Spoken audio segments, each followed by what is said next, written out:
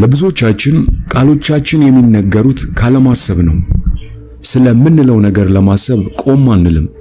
ሐሳቦቻችን፣ አመለካከቶቻችንና እምነቶቻችን የሚፈጥሩትን ጉዳት ወይም ጥቅም ሳናስብ ከምላሳችን ላይ ይንከባለላሉ። በሌላ በኩል ስኬታማ ሰዎች የቃሎቻቸው ጌቶች ናቸው። በቃሎቻቸው ላይ የበላይ ካልሆኑ ቃሎቻቸው በእነሱ ላይ የበላይ እንደሚሆኑ ያውቃሉ። ስለሚያስቡት ሐሳብ፣ ስለሚናገሯቸው ቃሎች ለራሳቸው ሆነ ለሌሎች ይጠነቀቃሉ። የተሻለ ስኬታማ ለመሆን የራስን ክብርና በራስ መተማመንን፣ ግንኙነትን፣ ህልምን፣ ማበረታታትን፣ አድናቆትን፣ ፍቅርን መቀበልና ራዕይን የሚገነቡ ቃላትን መናገር እንደሚያስፈልግ ያውቃሉ። እንከን የለሽ በሆነ መንገድ መናገር ከጥልቅ አንተነትህ መናገር ማለት ነው። ይህ ማለት በስሜትና በክብር መናገር ማለት ነው። ይህ ማለት ቃላቶችህ ልታገኘው ከምትፈልገው ውጤት፣ ራዕይና ህልሞች ጋር የተስማማ መሆን አለባቸው ማለት ነው። ቃልህ ስልጣን አለው። እንከን በሌለበት መንገድ ስትናገር ቃልህ በአንተ ላይ ብቻ ሳይሆን በሌሎችም ላይ ስልጣን አለው። እንከን በሌለበት መንገድ መናገር እውነት የሆኑ ከፍ የሚያደርጉና የሌሎችን ዋጋ የሚያረጋግጡ ቃላትን መናገር ማለት ነው። እንከን በሌለው መንገድ መናገር ስትማር ቃላቶች የግንኙነቶች ሁሉ መሰረቶች እንደሆኑ ታውቃለህ። ላንተና ስላንተ የምናገርበት መንገድ የግንኙነታችን ላንተና ስላንተ የምናገርበት መንገድ የግንኙነታችንን ጥራት ይወስናል። ለሌሎች የምትለው ነገር በዓለም ውስጥ ትንሽ ሞገድ ውጤት ይፈጥራል። ለሚሰሙት ጸጋን ይሰጥ ዘንድ እንደሚያስፈልግ ለማነጽ የሚጠቅም ማንኛውም በጎ ቃል እንጂ ክፉ ቃል ካፋችሁ ከቶ አይወጣ። ስኬታማ ሰዎች ከመለያየት ቃል ይልቅ አብሮ የመሆን ቃል፣ ከማስወገድ ቃል ይልቅ የመቀበል ቃል፣ ሚዛናዊ ካልሆነ ቃል ይልቅ የመቻቻል ቃል ይናገራሉ። ፍቅርና መቀበልን ከገለጽኩልህ ለኔም ፍቅር ይኖርሃል። የፍርድ ቃላት ከገለጽኩልህ እኔንም ትፈርድብኛለህ። ምስጋናና አድናቆት የሚገልጹ ቃላትን ከተናገርኩልህ ለኔም ምስጋናና አድናቆትን ትመልስልኛለህ። የጥላቻ ቃላትን ከተናገርኩ እኔንም ትጠላኛለህ። እውነቱ ቃላቶችህ በአንተ ላይ ተባስቶ የሚደረግ ምላሽ በሌሎች ላይ የሚፈጥር የሆነ ኃይል ወይም መልእክት ያመጣል። ስርዓት የሌለህ፣ ትዕግስት የሌለህ፣ ትዕቢተኛ ወይም ተናዳጅ ከሆንክ አሉታዊ የሆነ ባህሪ እንደሚመለስልህ መጠበቅ ትችላለህ። የምትለው ነገር ሁሉ በዓለም ላይ ውጤት ይፈጥራል።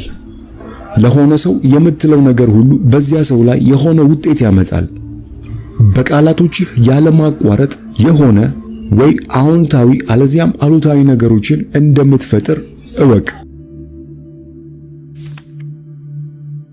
መዋሸት አቁም። ስትዋሽ ራስህን ከከፍተኛው አንተነትህ መነጠል ብቻ ሳይሆን ከታወቀብህ በሌሎች የተሰጠህን እምነት የመናድ አደጋ ውስጥ ትገባለህ። በእውነታው ዓለም መዋሸት የበታችነት ስሜት ውጤት ነው። ችሎታህ የምትፈልገውን ለማግኘት በቂ አይደለም ብለህ ማመን ነው። ሰዎች ስላንተ እውነቱን ቢያውቁ የሚመጣብህን ነገር መሸከም አትችልም በሚል የተሳሳተ እምነት ላይ የተመሰረተ ነው። ይህ ደግሞ እኔ በቂ አይደለሁም ብሎ የመናገር ሌላው መንገድ ነው። ስለ ሌሎች የምትናገረው ነገር ዋጋ አለው። ታሪክን ወደ ኋላ ስንመለከት በዓለም ላይ ያሉ በጣም የተከበሩ ሰዎችና መንፈሳዊ አስተማሪዎች በሌሎች ላይ ስለምናደርጋቸው ፍርዶችና አሉባልታዎች በእጅጉ ያስጠነቅቁናል። ጦርነቶች የሚቀሰቀሱት በቃላት ነው። ስምምነቶች የሚፈርሱት በቃላት ነው። ትዳሮች የሚበታተኑት በቃላት ነው። ያ ብቻ አይደለም፣ አሉባልታና ሰዎች ላይ መፍረድ ይጎዳል። ምክንያቱም የምትፈልገውን በሚያመጣልህ የኃይል ወንዝ ውስጥ መርዝ መጨመር በመሆኑ። ስለ አንድ ሰው መጥፎ ነገር ለሌላው ስትናገር ለጊዜው ከዚያ ከነገርከው ሰው ጋር ጓደኝነት ሊኖር ይችላል። ነገር ግን በሌላኛው ዘንድ ስለ ሰዎች አሉባልታ የምታናፍስ አይነት ሰው የመሆን ነገር ለሁል ጊዜም ይፈጠራል። ያ ሌላኛው ሰው ሁል ጊዜ አስቦበትም ባይሆን ያንን የቃላት መርዝ እነሱም ላይ ልታደርግ እንደምትችል ያስባሉ። ይህ ደግሞ ስላንተ ያላቸውን ጥልቅ እምነት ይሸረሽረዋል። ያለ ምንም ቃላት ልውውጥ እንኳን ሌሎች ስለ እነርሱ ያለህን አሉታዊና የነቀፌታ ኃይል ማወቅ ይችላሉ። ከዚያ ስለ ሌሎች የምትለው ነገር ወደ አወራው ሰው ይመጣል። ስለ ሌላ ሰው አሉባልታ ሳወራ አንደኛ ወዲያውኑ ወደ ታች ያወርደኛል። ሁለተኛ የምፈልገውን ከመፍጠር ይልቅ ትኩረቴን በሕይወቴ የማልፈልገው ነገር ላይ እንዳደርግ ያደርገኛል። እንዲሁም ሶስተኛ ቃል በቃል ትንፋሼን ያባክንብኛል። ስለ ሌሎች ስትናገር እንከን የለሽ በሆነ መንገድ እንዲሆን እነዚህን ከታች የተዘረዘሩትን መመሪያዎች ተከተል።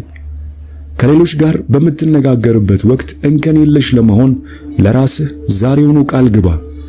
ከሰዎች ጋር ግንኙነት ስትፈጥር ስለ እያንዳንዱ ሰው የሆነ የምታደንቀው ነገር ለማግኘት ጥረት አድርግ። አዎንታዊ ነገሮችን ፈልግ። ከሌሎች ጋር ባለ ስምምነትና ግንኙነት ሁሉ በቻልከው መጠን እውነቱን ለመናገር ለራስህ ቃል ግባ። ይህንንም ለአንድ ቀን ለማድረግ ቃል ግባ። ከዚያ ለሁለት ቀን በተከታታይ፣ ከዚያም ሳምንቱን ሙሉ። ከሰዎች ጋር ያለህን እያንዳንዱን ግንኙነት በትንሹም ቢሆን ከፍ የሚያደርግ መንፈስ እንዲኖረው አድርግ። ያንን ስታደርግ ምን እንደሚሰማ አስተውል። በአብዛኛው ቃላቶችን በሚጎዳ መንገድ የምንጠቀመው መጥፎ ሰዎች ስለሆንን ሳይሆን ስለማናስተውል ነው። ቃላቶች ምን ያህል ኃያል እንደሆኑ ማንም አስተምሮን አያውቅም። ከንቱ አሉባልታ። ይሄ ሰውየውን ለማወቅ እድል ከማግኘታችን በፊት አስቀድመን መፈረጅ ነው። የአሉባልታ ትልቁ ዋጋ ንጹሕ የሆነውን አእምሮህን መዝረፍ ነው። በእንከን የለሽ መንገድ የሚናገሩ ሰዎች ዓለምን በጣም በግልጽ ያያሉ። በግልጽ ስለሚያስቡ በድርጊቶቻቸውና በውሳኔዎቻቸው ውጤታማ መሆን ይችላሉ። ዘ ፎር አግሪመንትስ በሚለው መጽሐፍ ውስጥ ደራሲው ዶን ሚጉል ሩይዝ የአሉባልታን ሂደት የኮምፒውተር ቫይረስን ወደ አእምሮ ውስጥ ከመልቀቅ ጋር አመሳስሎታል። ይህም በየጊዜው በጥራት የማሰቡ ሁኔታ እያነሰ እንዲሄድ የሚያደርግ ቫይረስ ነው። እነዚህን ራስህንም ሆነ ሌሎችን አሉባልታ ከመናገር ተስፋ የሚያስቆርጡ ጥቂት ተግባራዊ መንገዶች ናቸው። አንደኛ፣ ርዕሱን መቀየር።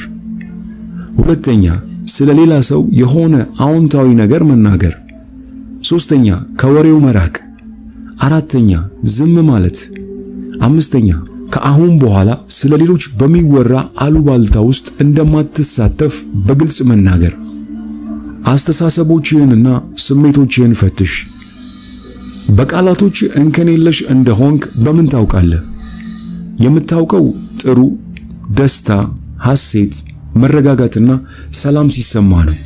እነዚህ ነገሮች የማይሰሙ ከሆነ አስተሳሰቦችህን፣ ከራስ ጋር የምታወራውን፣ ከሌሎች ጋር ያለህን የቃልም ሆነ የጽሑፍ ግንኙነቶችን ፈትሽ። በቃላቶች እንከን የለሽ መሆን ስትጀምር በሁሉም የህይወት ክፍል ለውጦች ሲከናወኑ ማየት ትጀምራለህ። የማጠቃለያ ነጥቦች። ስለ ሌሎች ስትናገር እንከን የለሽ በሆነ መንገድ እንዲሆን ከሌሎች ጋር በምትነጋገርበት ወቅት እንከን የለሽ ለመሆን ለራስህ ቃል ግባ። ከሰዎች ጋር ግንኙነት ስትፈጥር ስለ እያንዳንዱ ሰው የሆነ የምታደንቀው ነገር ለማግኘት ጥረት አድርግ። ከሌሎች ጋር ባለ ስምምነትና ግንኙነት ሁሉ በቻልከው መጠን እውነትን ለመናገር ለራስህ ቃል ግባ። ከሰዎች ጋር ያለህን እያንዳንዱን ግንኙነት በትንሹም ቢሆን ከፍ የሚያደርግ መንፈስ እንዲኖረው አድርግ። እንዲሁም ራስህንም ሆነ ሌሎችን አሉባልታ ከመናገር ተስፋ የሚያስቆርጡ ከቻልክ የወሬውን ርዕስ ቀይር፣ ወይም ደግሞ አሉባልታ ስለሚወራበት ሰው የሆነ አዎንታዊ ነገር ለመናገር ሞክር፣ አሊያም ከወሬው ራቅ። ይህንን ማድረግ እንኳን ካልተቻለ ዝም በማለት አለመተባበር ትችላለህ። ከአሁን በኋላ ስለሌሎች በሚወራ አሉባልታ ውስጥ እንደማትሳተፍ በግልጽ ለራስህ ቃል ግባ፣ እንዲሁም ተናገር። በቃላቶችህ እንከን የለሽ እንደሆንክ በጎ፣ ደስታ፣ ሐሴት፣ መረጋጋት፣ ሰላም እንዲሁም ፍቅር ከተሰማ እነዚህ ነገሮች